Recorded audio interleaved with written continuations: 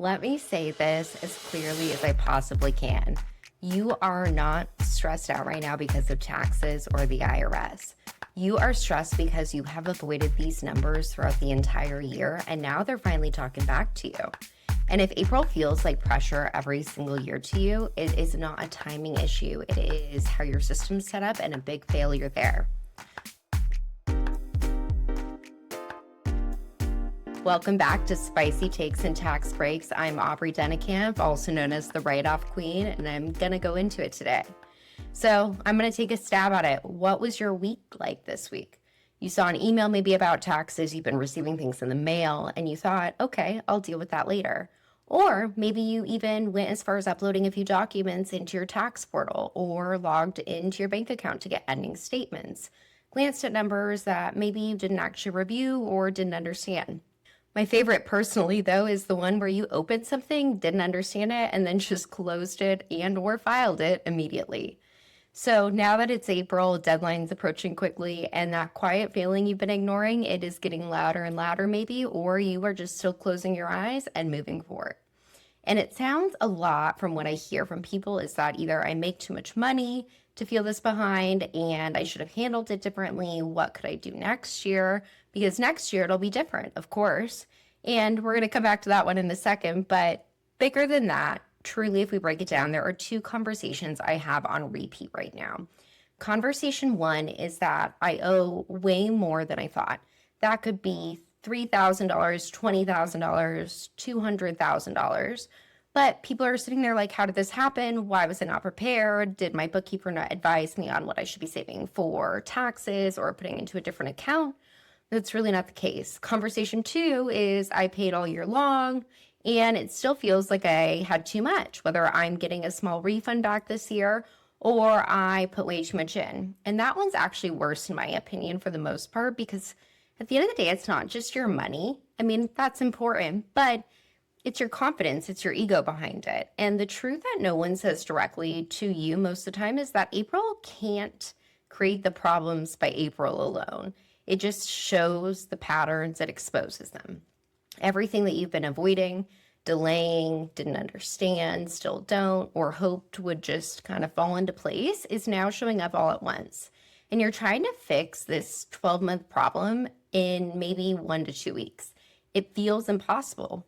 It makes sense for it to feel impossible. And most of you do not have a tax problem. That's the greatest part. You have a strategy problem, a visibility problem, a timing problem, and most of all, a decision problem. And here's where that bothers most people that I talk to. Because while you're so stressed, there's this other group of people. They are following the exact same rules as you, maybe the same system, but they are completely calm throughout it.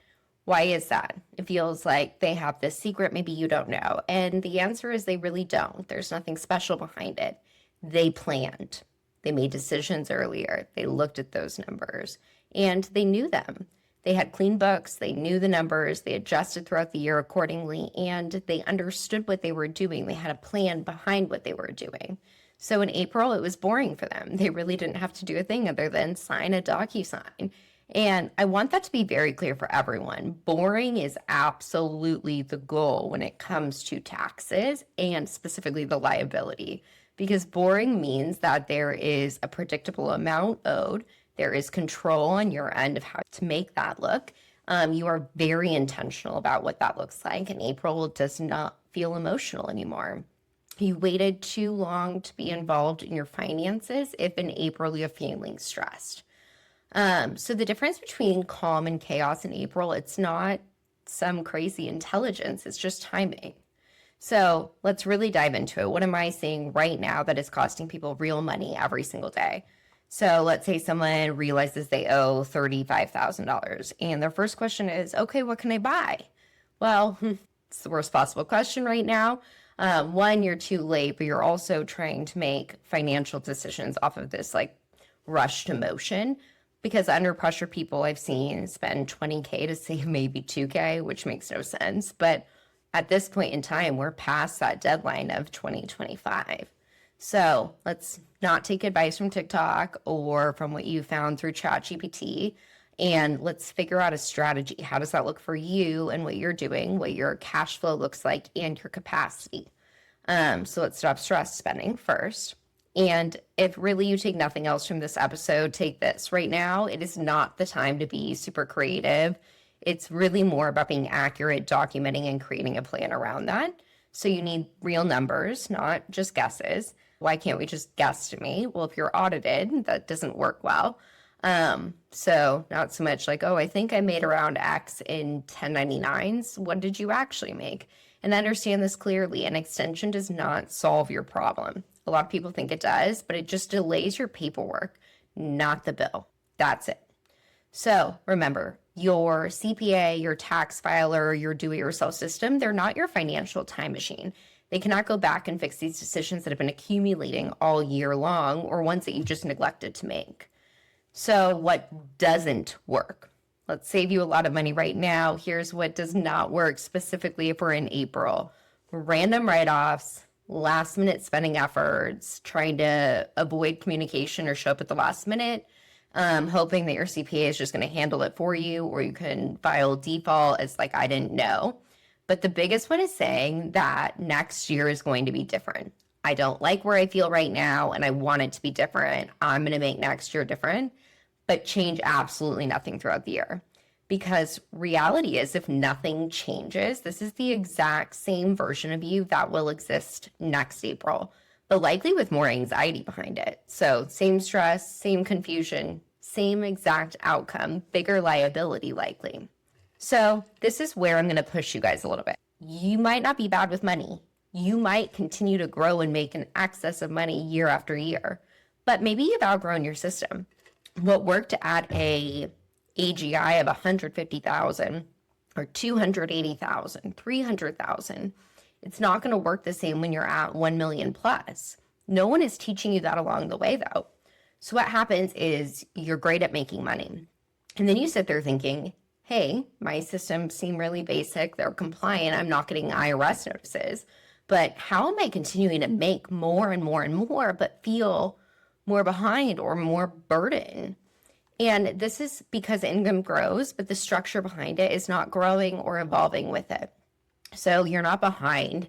You're operating at a higher level with a lower level system, unfortunately. And that's kind of where the disconnect comes in. So what actually can you do next? And here's what actually changes.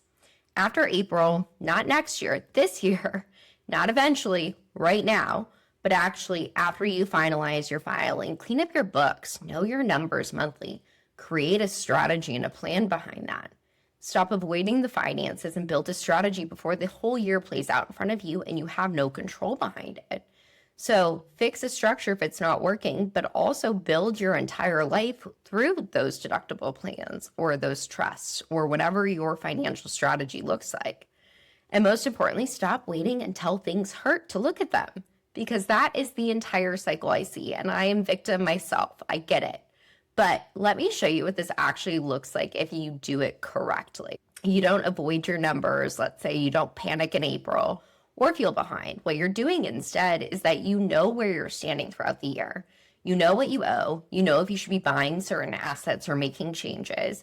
You know what your payroll should be. And you can be making these decisions ahead of time, which means before the close of the taxable year. And in April, it becomes irrelevant. So your choices, you can go through the season, you can be scrambling, move on, and tell yourself, hey, it's going to be different next year, or hey, I'm going to make these decisions, or really look at what I would owe, make different choices, or hire my kids, or put more into retirement. And you can actually fix the problem now, because this is not really about taxes. It's about how you're handling the taxable income.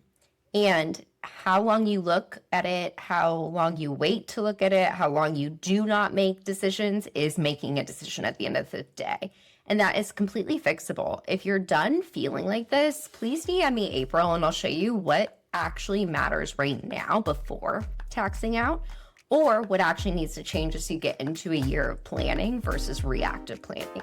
So please, hopefully this never happens again, but I'm looking forward to going through it with you. And if you don't know what to do, stick along, hit subscribe below, and we're going to get into it.